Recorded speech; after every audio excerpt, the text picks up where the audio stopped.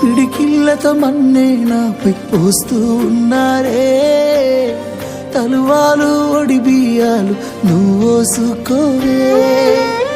ఈ మన్ను పరుపులనే పడుకుంటున్నానే, ఆ పూల పరుపులను హాయిగా నిదరోవే.